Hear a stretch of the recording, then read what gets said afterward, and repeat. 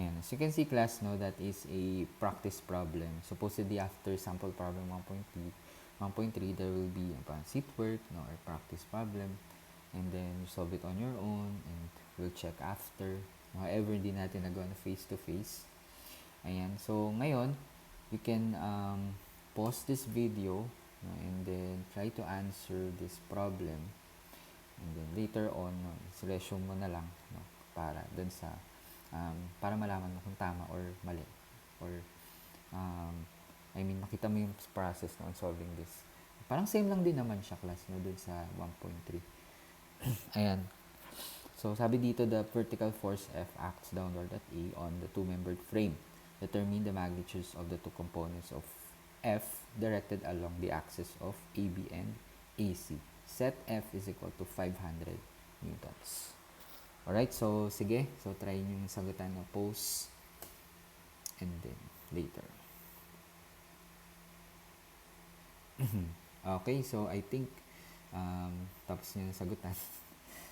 Yan, pinost nyo na, and then, yan. So, now, yung time na, i-check nyo na yung correct answer. Kumbaga, kung tama ba yung iyong solution. Okay, so, sige. Let's try solving this problem. Ayan. So, dito na siya, class, no? And, sinulat ko na lang din ito ulit, no? Or, kinuha ko yung image, no, for the given. Kasi, class, no, ang nangyari dito is, so for example, nag-apply ka ng force F dito. Tapos, dito sa frames kasi na to, i-resist niya yung force na yan. So, ano yung magiging response ng structure kapag naglagay ka ng force F dito? So, eto, syempre, hihilain niya yung pataas. Ito naman, itutulak niya dyan. No, kumbaga, magre-resist yung mga members na yan. And then, yung mga forces na nag-act dito, no, yung components nitong force F. Later on, natin. Kapag umabot na tayo sa equilibrium, so mas may explain natin yung mga distribution of forces. Okay? And then, lalo na sa analysis of structures. And ngayon, no, kunin natin yung force na yun, na component ng force F. No? And forces na parallel or along AC, and then sa AB. Okay, so ang gagawin natin, no, maglagay lang muna tayo ng axis ng mga members na yan. So, parang andito yung lines of action ng force AB and force AC. AB and AC. Okay? So, parang ganito siya. Gawin ko lang hidden line. This 4-member AC. And then, kunin naman natin, class, na 4-member AB.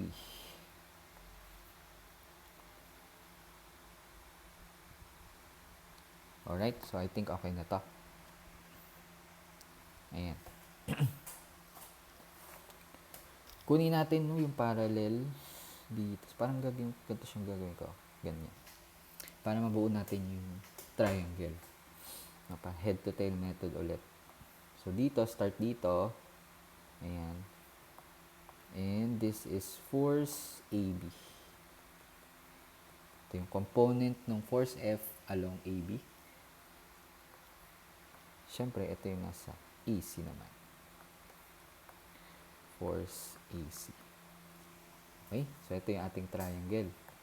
And then, itong side na to, no, given yan, as per problem, 500 Newton siya. Ilalagay natin siya ay 500 Newtons.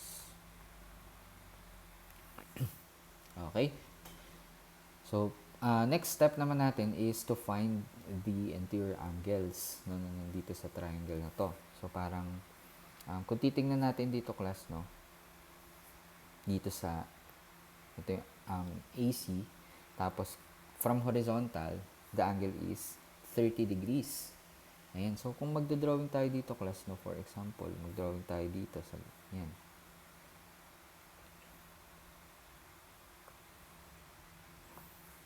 Yan, diba? So, may kita natin, class, na if the horizontal to, is parallel sila. If this is 30, this is also 30. And then, 30 din to. Na horizontal din to eh. Congruent sila. Ayan, if nagets naman yun, no? So, this is 30 degrees. Okay? And then, punta naman tayo dito sa B, AB. So, from vertical axis, no, that is 45 degrees, papunta dito sa axis ng AB. So, 45 degrees yun. So, eto din yun, di ba? Kasi vertical itong force F. Okay, so this is 45. 45. And as you can see, class, nakabuo naman tayo ng right triangle dito. So, meron ditong vertical line, tapos horizontal. This is 90 degrees. And, yan. So, triangle to right triangle. So, kung ito ay 90 degrees, tapos 45 to, malamang 45 din to. Diba? 45 degrees. Ayan. So, isa na lang, no? Kasi, ito class, kapag pinag-add natin to, this is 75 degrees. So, ito natitira, 60. Although, ito naman din kasi kung ito ay 90 degrees, yung 30 to, edi 60 na din to. So, 60 na ito. Okay? Yan. So, I hope na gets natin. Pero, mas maganda siguro kapag i-drawing natin siya ng mas malaki. Ito. Anuhin ko lang. Kunin ko lang yung axis nito.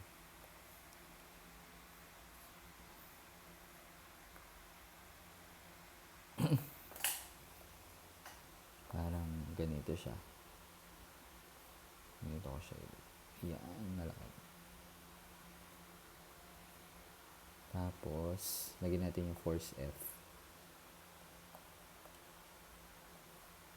Para mas makita natin. No?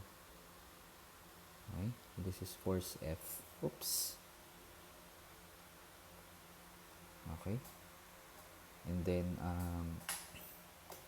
isa pang force. Ito naman. Ayan. Ito yung force AB. This is force AC. And, natitira ay 500 newtons. Ito yung force F. Okay? Tapos, lagyan natin kasi yung mga interior angles. So, ito ay 75 degrees. And then, ito ay 45 degrees. Then, ito ay 60 degrees. Okay? Ayan. So, meron na tayong oblique triangle. You can solve that, the unknowns. You can solve for the unknowns using law of sine na lang ulit. And then, lalagay ko lang class na yung required dito sa problem. So, parang ganito siya. Required. Ayan. So, ito ay FAB and then FAC. Kukunin natin yung values niya, di ba? For the solution,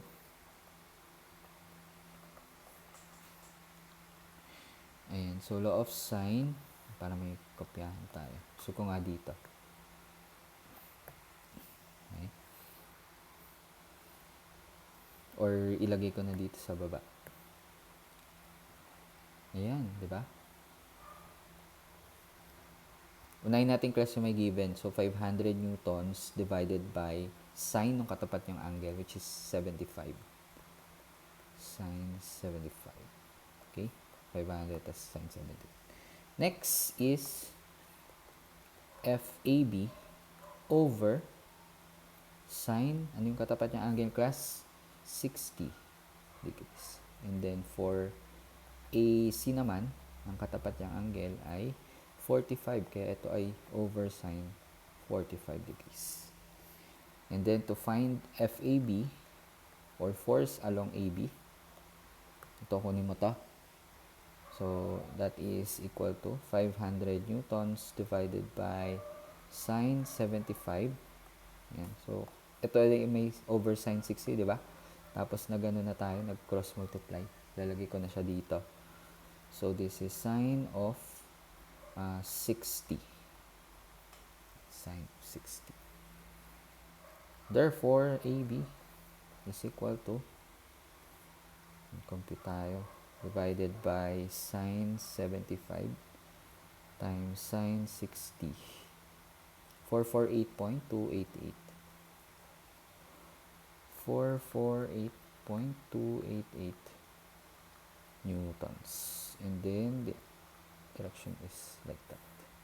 Okay, so, tapos sa AB, for AC naman, force AC, 500 newtons divided by sine 75. Pero this time, we have to multiply sine of 45. Okay. So, AC, papalitan ko lang to ng, pwede ba to? Ay, hindi na pwede. Sa-type ko na naman.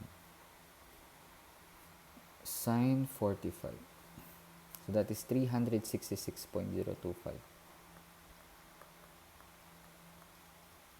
newtons. And, ito yung ating direction. Okay, so yun lang class, no? So, nakuha na natin yung unknown forces or the unknown components ng force F along AB and AC. So, check natin class na if tama. Ayan, so, okay, so, ayan yung tamang sagot. 448, 2.2, 10.366.025 newtons. Okay? Ayun lang class, no? Next topic naman is yung scalar analysis pa rin, pero 3D na. See you on the next video. Ay, taray.